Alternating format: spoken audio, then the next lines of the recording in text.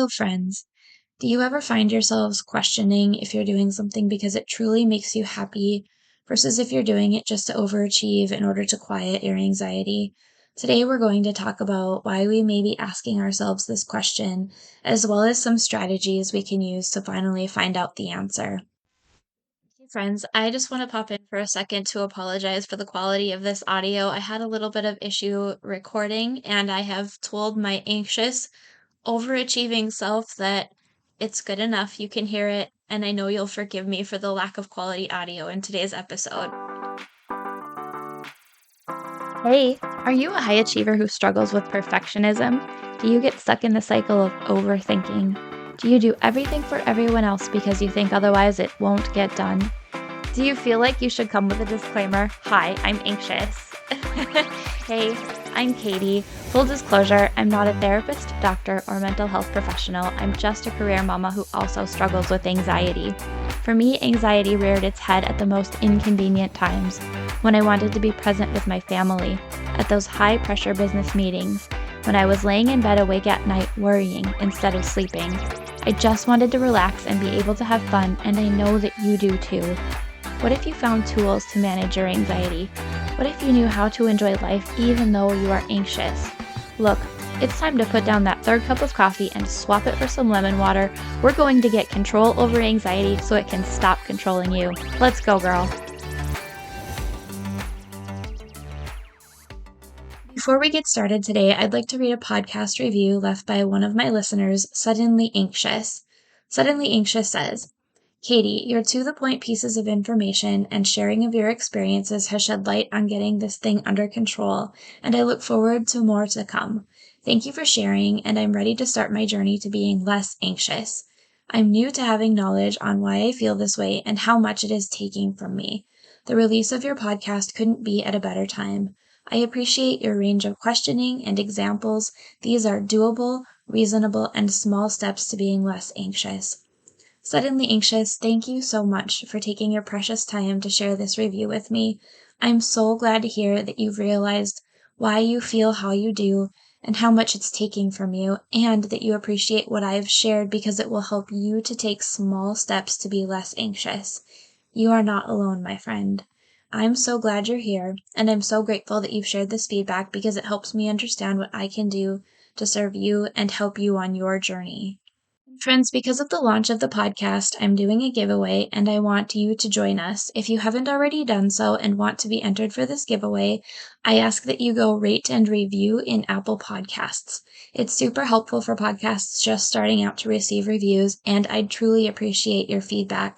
From now until August 31st, 2022, if you leave me a review in Apple Podcasts, take a screenshot and share it in your Instagram stories and tag me, and you'll be entered for a giveaway for an Amazon gift card.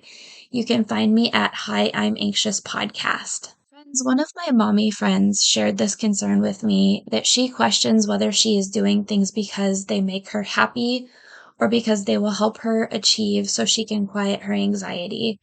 And let me tell you, I was so convicted when she shared this because it is a deep, lingering question that I constantly wrestle with myself. To some extent, I think this is because of a deeply felt lack of self-worth. I've struggled with this so much for so long, and I see so many of my friends and fellow high-achieving women in particular also struggle with their lack of self-worth. I talk about this concept a little more in episode 3, so if you haven't listened to that episode, make sure you go back and check it out. So back to this concept of self-worth, I think that this term is sometimes used interchangeably with and also similarly to issues of self-confidence and maybe even perfectionism. And who here hasn't wrestled with the beasts that are low self-confidence and perfectionism? So how can we tell if we're doing something for fun or to feed our achievement orientation? I'd like to give an example to illustrate how I overcame this urge recently to overachieve rather than to have fun. I'd planned to spend a day working on my business. My husband and I had planned this. He was going to take care of the kids and responsibilities around the house, and I was going to get to work. But that morning I realized it was a beautiful summer day. I wanted to spend time with my family out on our boat because I remembered how fun it had been to do this in the past. If I was really honest with myself, I only needed to spend about an hour and a half taking care of business, not an entire day. I got done what I needed to. It was imperfect but done. I could have spent more time trying to, quote, perfect it, but I wanted to go have fun with my family. I thought about how fun it had been in the past to go out on the boat on a beautiful day like that. The plan to go on the boat was last minute, which might typically send my overachiever, anxious self into a tailspin, but my husband prepared as I did my work, and when I was done with my work, I threw together some quick and easy snacks, packed what we needed, and off we went to the lake. It was such a fun day, and afterward I felt refreshed and rested. I wasn't stressed about my business because I'd taken care of what needed to be done, and I went and did a fun family activity that wasn't perfectly pre-planned, but probably all the more sweet because it wasn't, and I got to enjoy a somewhat unexpected, delightful day with my husband and kids. I'm thinking, dear listeners, I would love to have more days like this. Days where I feel accomplished and refreshed and rested, in spite of my urge to accomplish or achieve, days where I had real fun. And I want this for you too. So let's discuss 2 strategies I use that you can also use to figure this out. Strategy number 1 is to brainstorm what feels fun to you. And please don't get trapped here in questioning what is fun for you. What is fun for you may not be what is fun for others, and that is 100% okay. I know based on past experiences that I've had real fun spending time with my family on our boat. Strategy number 2 is to spend a little time considering how you feel after doing the thing. So do you feel like you can celebrate? This is a big one for me. I rarely celebrate anything after an achievement-oriented activity. Instead, I typically feel compelled to just move on to the next thing. Are you beating yourself up for how it wasn't done perfectly? Are you thinking about how you should have done it differently? How you could do it better next time? Or that you're flawed because you somehow didn't produce some specific version of how it should have been?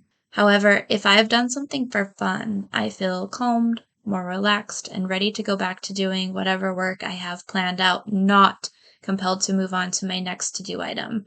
There's a difference there, and I encourage you to take time to notice that difference. Now, thinking of these questions, if I've done something for fun, I typically feel calmed, more relaxed, and ready to go back to doing whatever work I have planned out, not compelled to move to my next to-do item. And I usually feel gratitude for the experience despite any perceived imperfections. And there is a difference there. I encourage you, take time to notice that difference for yourself.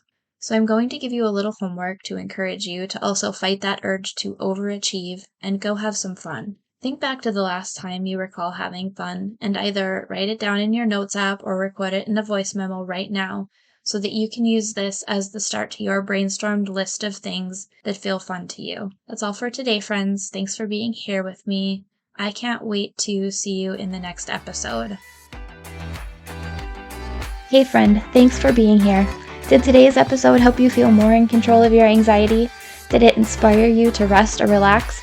Or maybe it challenged you to really look at why anxiety is a part of your life? If so, I'd love to hear from you. If you would take 30 seconds, pause this episode, scroll down in Apple Podcasts, and leave me a review, I would be so grateful.